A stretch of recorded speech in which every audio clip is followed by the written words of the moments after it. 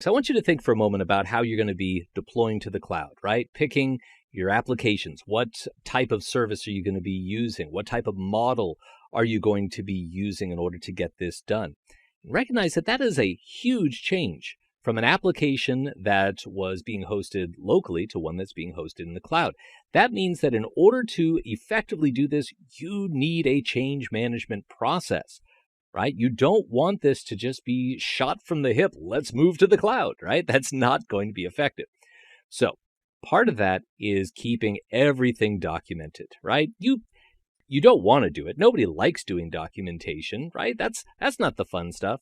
But incrementing, right, with change request forms, the process of moving to the cloud and moving a certain application to the cloud, other documentation that ensures that we are meeting with the guidelines, compliance, and regulations that might affect our industry. That's huge right there on the front end.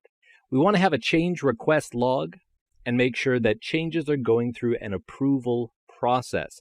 Because once we have a cloud provider, once you have a subscription with AWS, does everything get moved there? Do we just start rolling out new projects willy-nilly to our AWS or whatever other cloud environment that we're hosted with?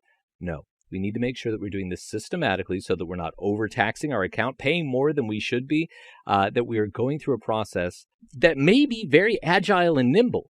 You can have that process not have to go through 12 links in the chain of command, but you do need to make sure that it is logged, identified, and approved by someone. You need to be ensuring that we are looking at the aspects of impact to change, right? So are we going to be using resources at the same time?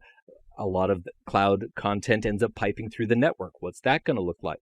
And then making sure that the stakeholders that are associated with the different applications or services that you're focused on are really able to understand what the nature of the change is as you move to a cloud-based hosted environment, and that you're bringing in this idea of a change control board, that there are individuals who are responsible for ensuring that the before and after picture looks the way you want it to, right? We want to make sure that that after picture of having moved to the cloud looks sharp and really respects the changes that were desired in the first place, whether that's better performance, better security, lower total cost of ownership, whatever it might have been. We're not done, though. We also want to be ensuring that we have a workflow of change. One of the things that we're going to get a chance to do in this is, in many cases, move data from one place to another, move applications.